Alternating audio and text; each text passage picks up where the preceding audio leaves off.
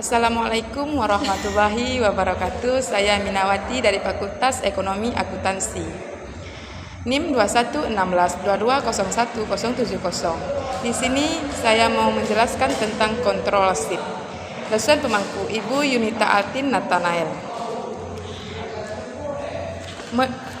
Kontrol SIP merupakan ilmu yang mempelajari apa, siapa, dan bagaimana seseorang kontroler menjalankan fungsi perencanaan, pengendalian, pelaporan, akuntansi, dan tanggung jawab utama lainnya.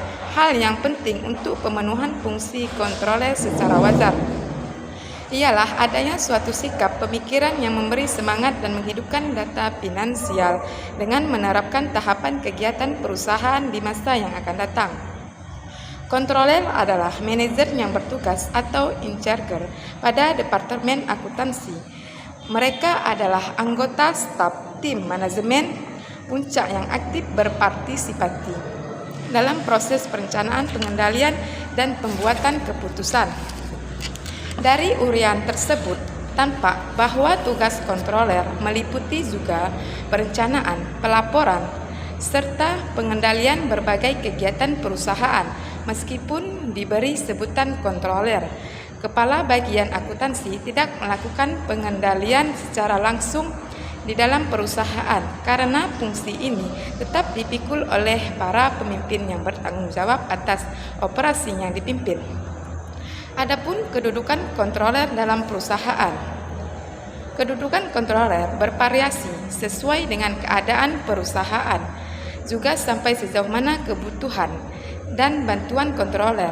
Faktor-faktor yang mempengaruhi antara lain semakin bertambahnya persyaratan yang mengharuskan penyusunan laporan akuntansi dan keuangan.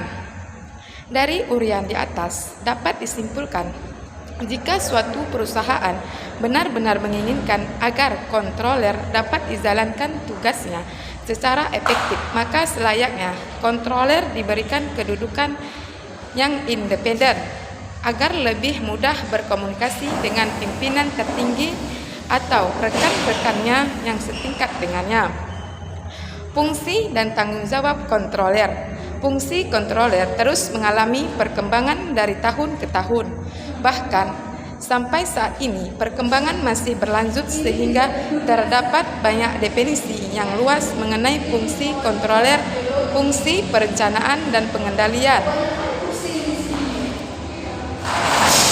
Menurut Horgen 2001, 13A. Fungsi perencanaan. B. Fungsi pengendalian. C. Fungsi pelaporan. D. Fungsi akuntansi. E. Fungsi tanggung jawab utama lainnya.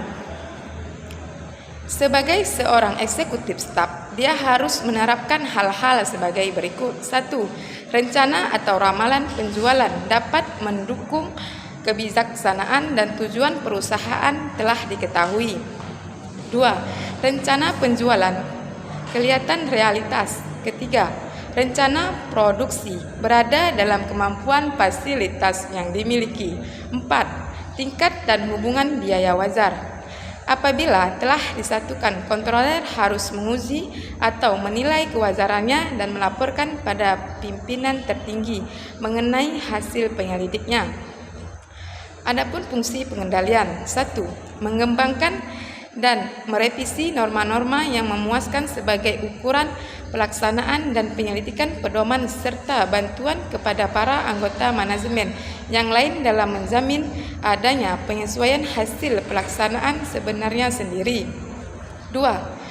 Kegiatan dalam bidang pengendalian ini menghasilkan banyak waktu dan kontroler sebagai informasi disediakan dari jam ke jam atau dari hari ke hari.